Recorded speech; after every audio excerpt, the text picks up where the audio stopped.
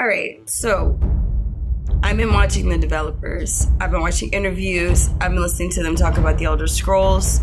Not the Elder Scrolls 6, but I've been reading between the lines to try and figure out what the plot is of the Elder Scrolls 6 through the interviews that these game developers have been having, through different podcasts. And one thing I can tell you is that this is definitely going to be the last Elder Scrolls game.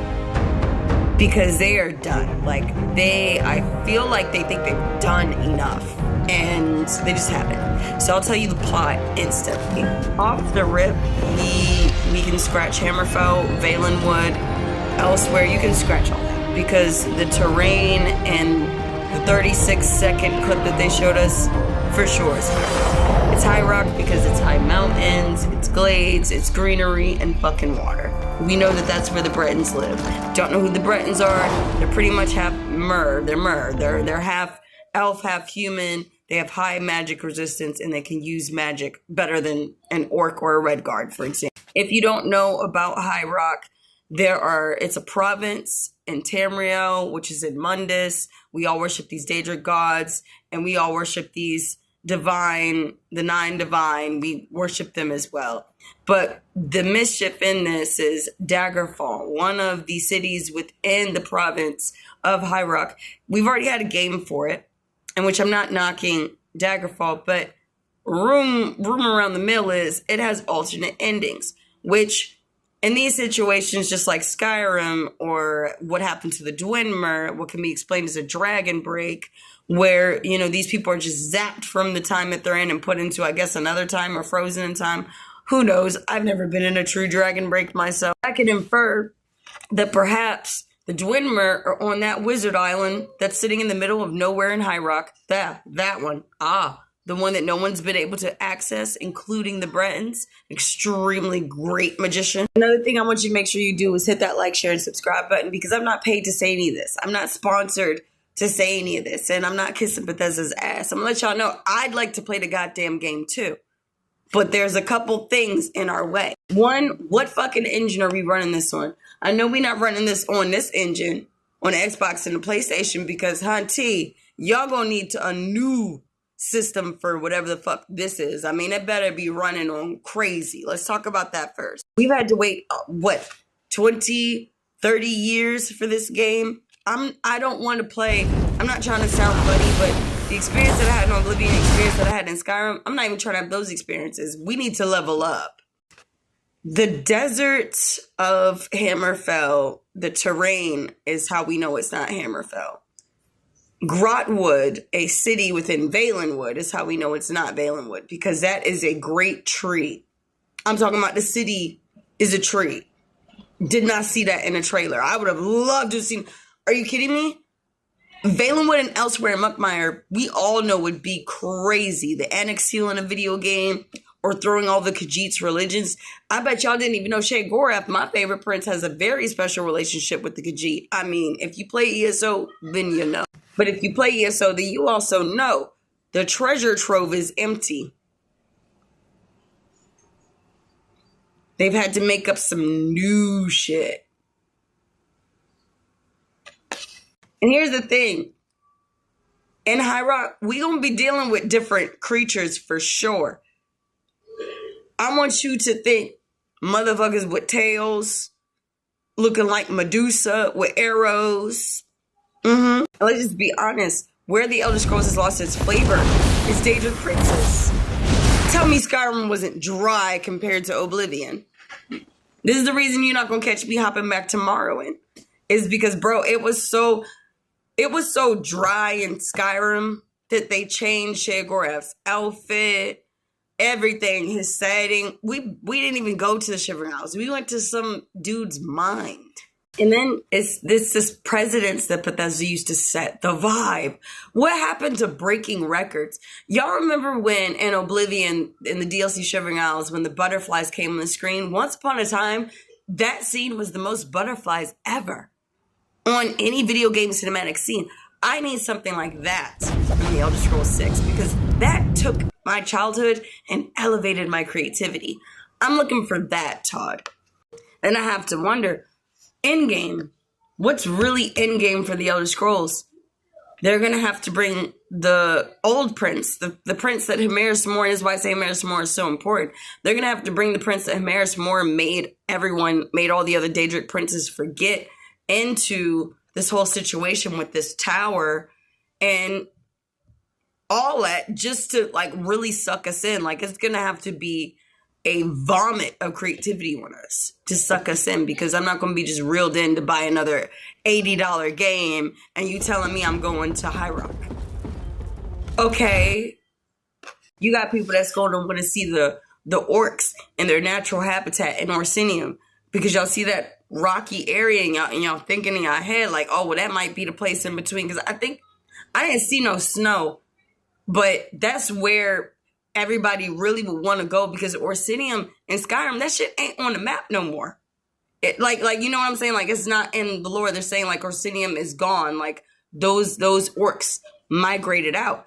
And I really believe like that would be something cool to see, the immigration of orcs, perhaps, you know, the more hostile ones into like High Rock, and then seeing, you know, like the more civil ones into Hammerfell. I think that would be amazing, but that's going to pull DLCs into this. I can't see that being base game unless they do it like they did Soulsum, but there's just so much.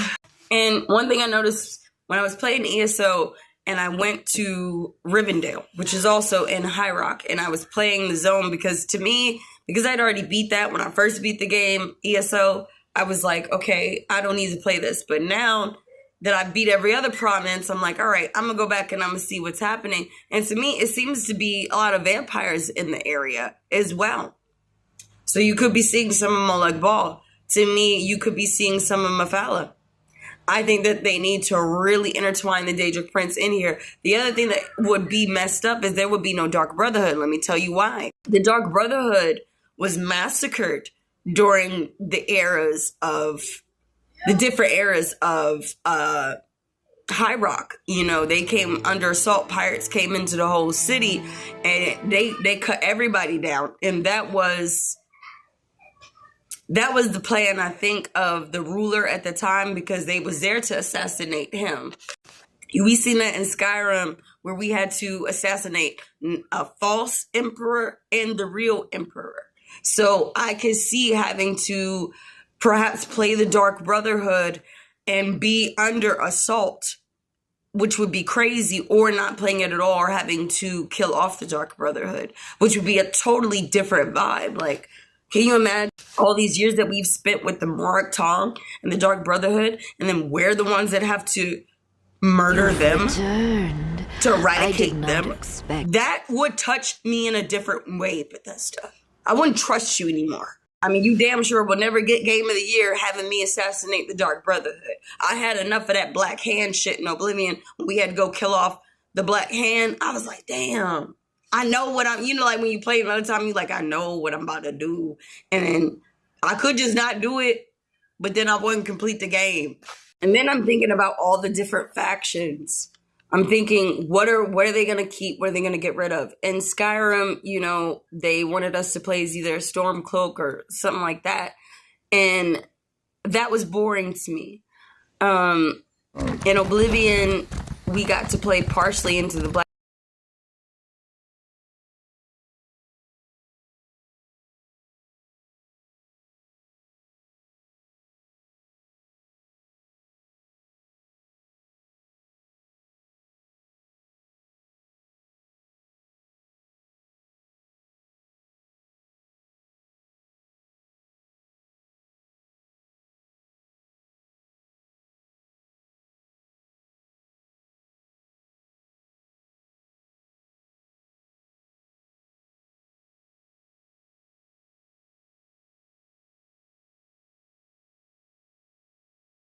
For the last of this video, I want you to hear me out. Thieves Guild needs to be a prominent role in this. The Mages Guild needs to be a prominent role in this. And the Fighters Guild needs to be a prominent role in this. Some way, somehow. What I'm going to do is I'm going to deviate my sources to go and find what Thieves Guild has to do with any of this, and what Nocturnal is, what role she's going to play. We know that she usually doesn't delve in others' affairs, and her artifacts are actually quite important. There's usually going to be a skeleton key somewhere in the game. Yes, we might lose the Dark Brotherhood, but perhaps they'll play off of something like they did in Riften and Skyrim, and they'll make it more prominent.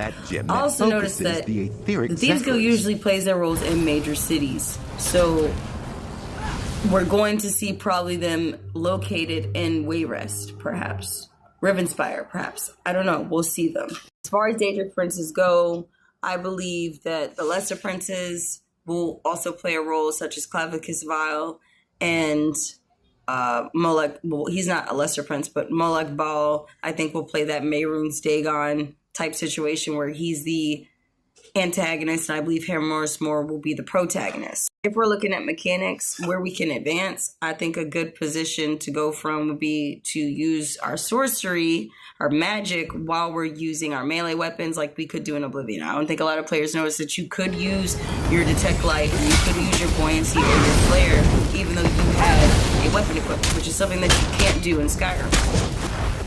Just saying, we lost out on that, gaining in two hands. So hopefully they'll be able to work those mechanics in for us. The Mages Guild, with it being High Rock and this is the place of magic, I'm expecting some type of different looking arcane university. I'm expecting we can teleport places, because the Bretons took over in numbers. So it's going to be their dwelling, it's going to be their environment, they're going to be the traders. We can expect probably a lot of socializing because they are known to be the mercantile, or I'm probably missaying that, but they're known to be the merchants of Cyrodiil. More so even than the Imperial. One thing that Oblivion taught us was government economics, racism, civil war, inner battles, worshiping. All of that is in that game, and I think Todd did that on purpose because if you play Fallout is pretty much telling you nuclear devastation and what could become of people's mindsets moving forward in civilization and redeveloping things, like, with those experiments that they did in the vaults. The same things, he's always got some message in each game that he wants to convey.